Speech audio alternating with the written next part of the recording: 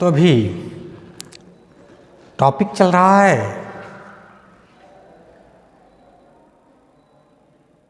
Legislature का या विधानमंडल की शक्तियों के बारे में।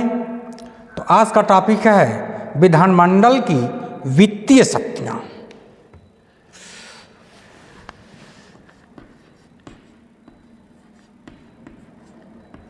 विधान मंडल की वित्तीय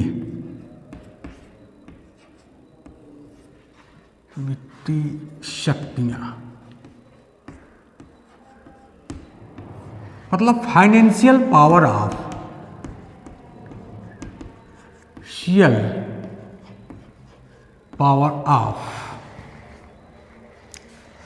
फाइनेंशियल पावर ऑफ लेजिस्लेचर।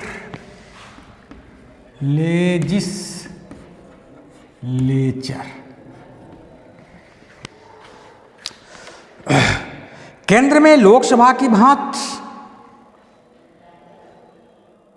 राज्यों में विधानसभा का राज्यों के वित्त पर पूर्ण नियंत्रण होता है। जिस प्रकार से केंद्र में लोकसभा का वित्त पर नियंत्रण होता है, उसी तरह राज्यों में विधानसभा का वित्त पर पूर्ण नियंत्रण होता है। धन विधेयक तथा वित्त विधेयक को राज्यपाल की अनुमति से केवल विधानसभा में ही पेश किया जा सकता है। धन विधेयक पर विधानसभा को पूर्ण नियंत्रण प्राप्त है। विधान परिषद धन विधेयक को केवल अधिक से अधिक 14 दिन तक ही रोक सकती है। जिस प्रकार से केंद्र में राज्यसभा 14 दिन तक रोक सकती है, उसी प्रकार राज्य में विधान परिषद धन विधेयक को अधिक से अधिक 14 दिन तक ही रोक सकती है। धन विधेयक पर विधान परिषद के सुझावों को मानने के लिए विधानसभा बाध्य नहीं है।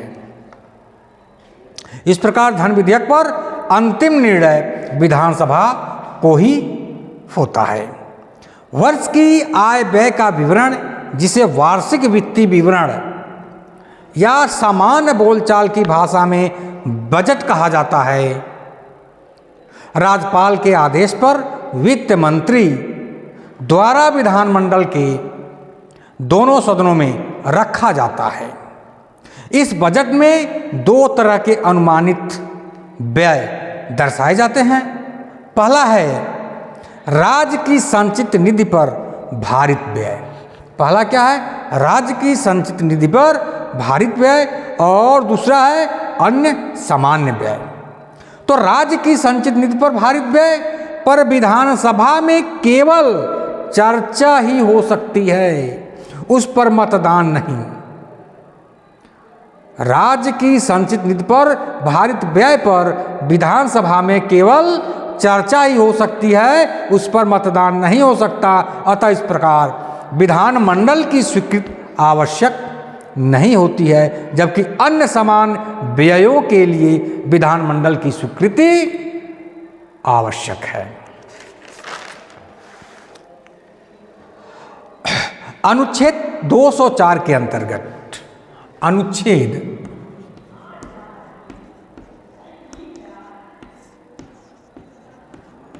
204 अनुच्छेद 204 के अंतर्गत राज्य की संचित निधि से कोई भी व्यय करने हेतु विनियोग विधेयक का पारित किया जाना आवश्यक है। अनुच्छेद 204 के अंतर्गत राज्य की संचित निधि से कोई भी व्यय करने हेतु विनियोग विधेयक का पारित किया जाना आवश्यक है। अनुच्छेद 205 के तहत राज्य विधानमंडल को अनुपूरक अनुदान, अनुच्छेद 205 के तहत राज्य विधानमंडल को अनुपूरक अनुदान, अनुच्छेद 205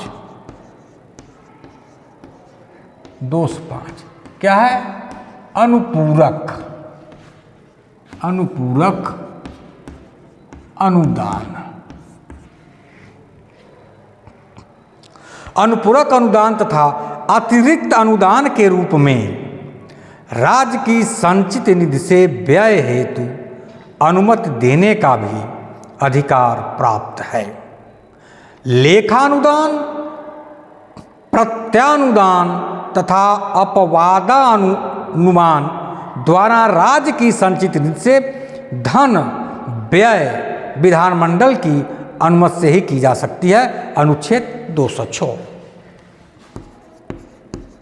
अनुच्छेद 206 कहता है लेखानुदान, प्रत्यानुदान तथा अपवादानुमान अनुदान द्वारा राज्य की संचित निधि से धन व्यय विधानमंडल की अनुमति से ही की जा सकती है। अब क्या है?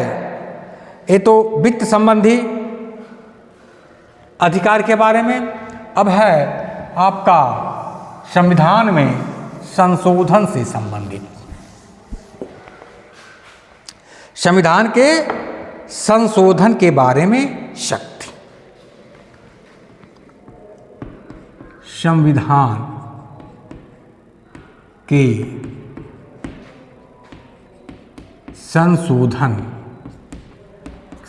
संशोधन के बारे में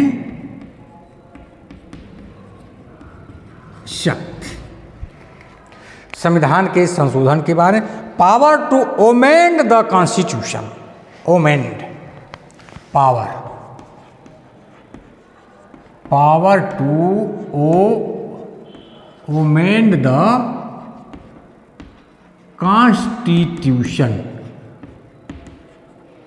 ठीक है। तो संसद के समान राज्य विधानमंडलों को भी संविधान संशोधन करने की शक्ति प्राप्त नहीं है। जिस प्रकार से संसद को संविधान संशोधन करने की शक्ति प्राप्त है, उस प्रकार की राज्य विधानमंडल को संविधान में संशोधन करने की शक्ति प्राप्त नहीं है। फिर भी अनुच्छेद 368(2) अनुच्छेद 368(2) अनुच्छेद 368(2) में वर्णित मामलों में संशोधन के लिए कम से कम आधे राज्यों के विधान मंडलों द्वारा अनुसमर्थन किया जाना आवश्यक है। तो ये क्या है? पहली बात राष्ट्रपति का निर्वाचन, दूसरा राष्ट्रपति के निर्वाचन की रीति, तीसरा है संघीय कार्यपालिका की शक्तियों का विस्तार, चौथा राज्यों की कार्यपालिका शक्ति का विस्तार, पांचवा है संघ राज्य क्षेत्रों के लिए उच्च न्यायालय, छठवां है संघ की न्यायपालिका से संबंधित प्रावधान और सातवां है राज्य न्यायपालिका यानी उच्च न्यायालय से संबंधित प्रावधान, और आठवां है संघ तथा राज्यों के बीच विधायी संबंध, अर्थात संघ और राज्यों के बीच विधायी संबंध आठवां है। इसको क्या है? संघ सूची, राज्य सूची। पहला संघ सूची, दूसरा राज्य सूची, तीसरा क्या है? समवर्ती सूची।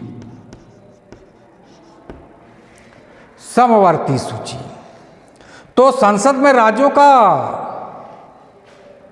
तो संघ सूची में केंद्र कानून बनाती है, राज्य सूची के मामले में राज्य बनाती है, समवर्ती सूची के मामले में केंद्र और राज्य दोनों कानून बनाते हैं। यदि कोई कानून ऐसा बन गया जिस पे केंद्र भी बनाई हो, राज्य भी बनाई हो और केंद्र के अनुकूल नहीं राज्य बनाई हो, तो अंततः केंद्र सरकार, केंद्र द्वारा यानी संसद द्वारा बनाई गई कानून को ही माना जाता है।